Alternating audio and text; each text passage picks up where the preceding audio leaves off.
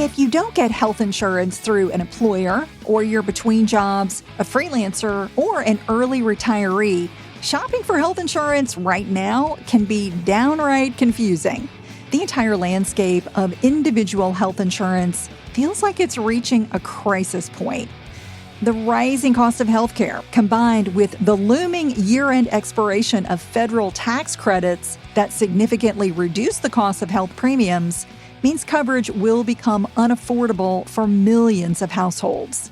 This podcast will review the options for purchasing comprehensive health insurance for 2026. I'm in the middle of doing this right now myself. I'll also review the history of the Affordable Care Act, or ACA, and what the future may hold. While I can't say there's a surefire way to make health insurance affordable, knowing your options empowers you to shop and compare costs and benefits. In my opinion, choosing a plan that protects your health and wealth has never been more important. Welcome back, everyone. This is episode 981 of Money Girl. I really appreciate you being with me and downloading the show. I'm Laura Adams, an award-winning author, on-camera spokesperson, money speaker, and founder of The Money Stack. That's my Substack newsletter. Free subscribers automatically receive my Money Success Toolkit, which includes the exact templates I use to manage my finances. So I would love for you to join The Money Stack. You can learn more, ask questions, and sign up for The Money Stack for free at lauradadams.com. You can also leave me a voice message with your question or comment by calling 302-364-0308. I'd love to feature your question on Finance Friday. That's our weekly Q&A bonus edition of the show. All right, let's talk about the history of the Affordable Care Act first. You all probably remember this. It was enacted in 2010 as a major overhaul of the United States healthcare system. Its goal had three major parts. One was to make health insurance more affordable by reducing premiums. The second goal was to expand the Medicaid program to cover more low-income adults in participating states. And three, to support innovative healthcare methods that reduce costs, such as telehealth doctor appointments. The most significant financial changes for individual consumers comes from the following ACA regulations. The big thing is the premium tax credits, or what are known as subsidies. These are funds the government sends directly to your insurance company to lower your monthly health premium. It's available for households with incomes between 100% and 400% of the federal poverty level, or FPL, for those who enroll in a plan through the official insurance marketplace at healthcare.gov. And just to note, you can get an official ACA plan through that site, or also through many brokers as well. Note that the federal poverty level varies by state, and it also varies by the number of people in a household. For instance, in Florida, where I am, the 2025 federal poverty level for a one-person household is $15,650. For a household of four, it's $32,150. Also, subsidies were temporarily available for those with incomes above 400% of the federal poverty level, and I'll talk more about that in a moment.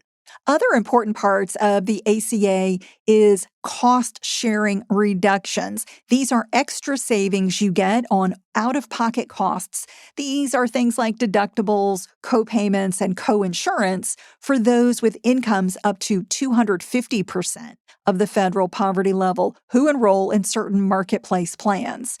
And Medicaid expansion, this happened in states that adopted it to cover adults with incomes up to 138% of the federal poverty level.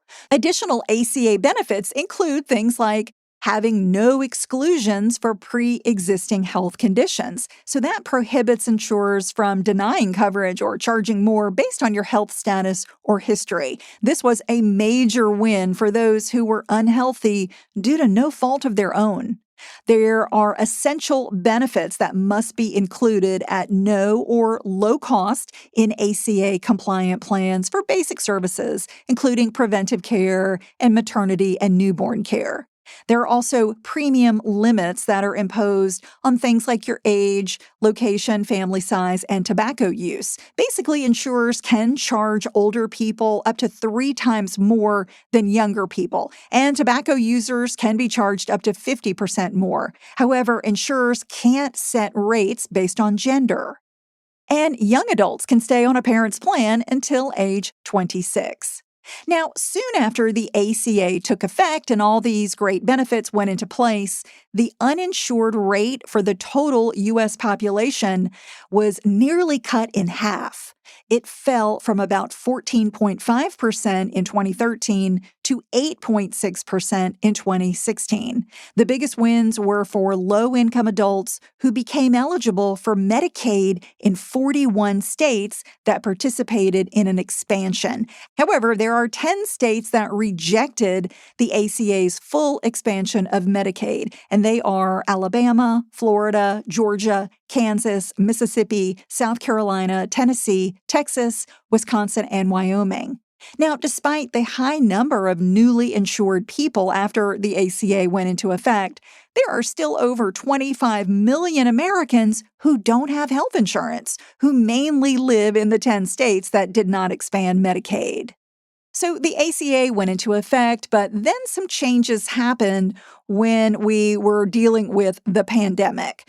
The premium tax credits that can be applied when you purchase a marketplace health plan can be complicated, but I'm going to give you a summary of, what they were and where they went. Due to the pandemic, the American Rescue Plan Act in 2021 set new lower premium limits. Then they were temporarily expanded by another law called the Inflation Reduction Act through the end of 2025. So as of 2025, if you earn up to 150% of the federal poverty level, you pay $0 for an ACA health plan. And if you earn above 400% of the federal poverty level, the required payment is capped at 8.5% of household income. Now, before those laws were enacted, the percentage of income you had to pay for premiums was higher. In addition, those with incomes above 400% of the federal poverty level were not eligible for any premium tax credits. Therefore, if Congress does not act to extend the enhanced premium tax credits before the end of 2025, which is unlikely to happen, they're going to expire.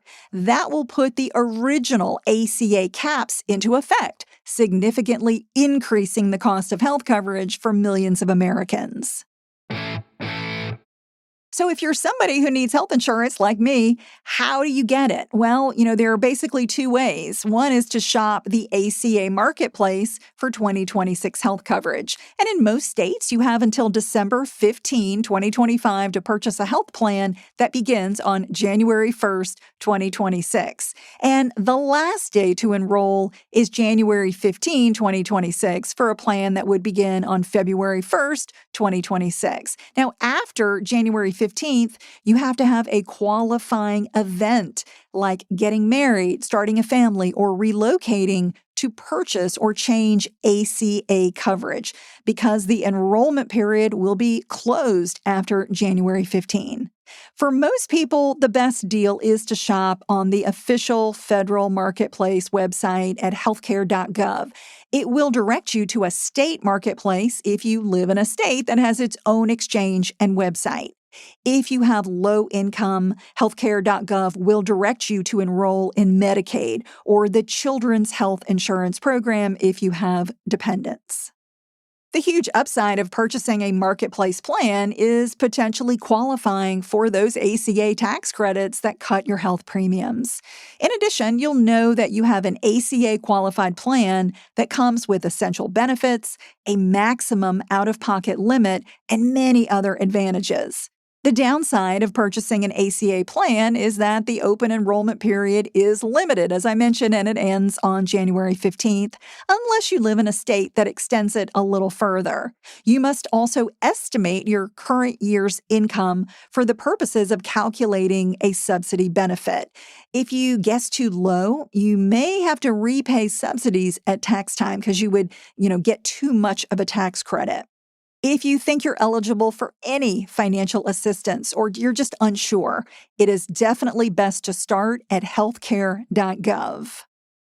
Now, the other option is to shop off the marketplace for 2026 health coverage. You can buy a plan directly from an insurance carrier or even a private broker. Now, they typically will offer both ACA and non-ACA compliant health plans. So remember that to qualify for ACA tax credits, you do have to apply through the marketplace. You do have to get an ACA compliant plan. So be sure that any representative or broker that you work with is connected to healthcare.gov, and they are going to look at the ACA compliant plans. But if you're sure that you don't qualify for any financial assistance, you have high income, you might choose a non-ACA compliant health plan. There's no rule that says you can't do that. The upside is that you can enroll at any time during the year. And, you may have more plan options than what is on the marketplace. And, you may pay less. The huge downside of a non-ACA health plan is that it typically gives you fewer protections. For example, it could deny claims for pre-existing health conditions, not cover maternity or mental health claims. In addition, many have annual coverage maximums and no limits on your out-of-pocket costs, exposing you to potentially huge, devastating medical bills. So I only recommend using a non-ACA compliant health plan as a last resort or for a short period. That's because they typically don't reduce your financial risks for a worst-case scenario. Your health is your greatest asset, so it's wise not to skimp on protection. And you may have other options for 2026 health coverage. For instance, if you leave an employer's group health insurance, you might opt for COBRA coverage. This is expensive, but it does allow you to keep your exact same medical and dental plans for up to 18 months after you leave a group policy. There are also healthcare sharing plans, which may be affiliated with religious organizations. Be aware that they're not actual insurance, but a membership where you agree to share medical costs. Medical sharing plans are exempt from ACA rules and therefore may not cover necessary services or limit your out-of-pocket expenses. Be sure you fully understand how a sharing plan works before enrolling. If you're self-employed, you may have options to enroll in health coverage through an industry association or a collective. For instance, I've featured Solo Health Collective on the show before. It's available for solopreneurs with no employees. It offers ACA-compliant major medical coverage for businesses of one. And I'll put a link to these resources in the notes for the show. So what's going to happen with the Affordable Care Act? Well, I think the future is certainly subject to lots of political and legislative debate, but many Americans don't want to see their health protections decline. Enrollment in marketplace health insurance has reached record highs, showing that the ACA is a crucial source of coverage. For the 25 million people without health insurance, it means they'll have poor health outcomes. If you're uninsured, you're likely to delay or entirely skip necessary medical care, including checkups, cancer screenings, and care for conditions like diabetes or high blood pressure. Unfortunately, the uninsured are often diagnosed with diseases at later, more advanced stages, leading to poor treatment outcomes. They're also more likely to suffer complications from manageable chronic conditions and die at a younger age than those with health insurance. When the uninsured do seek medical treatment, it's often in an emergency room for critical issues, and they're going to face undiscounted high medical bills. Not being able to pay medical debt is a leading factor in personal bankruptcies. Hospitals must treat the uninsured for emergency conditions by law. So when these costs go unpaid, providers recover their losses by charging higher rates to group and individual health insurers, causing higher premiums for everyone.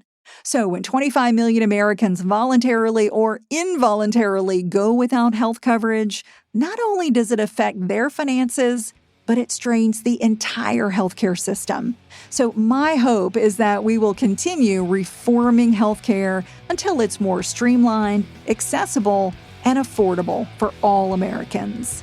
That's all for now. I'll talk to you soon. Until then, here's to living a richer life. Money Girl is a Quick and Dirty Tips podcast, and we've got a great team working on the show. Steve Rickyberg is our audio engineer. Holly Hutchins is our director of podcasts. Morgan Christensen is our advertising operations specialist. Rebecca Sebastian is our marketing and publicity manager. And Nathaniel Hoops is our marketing contractor.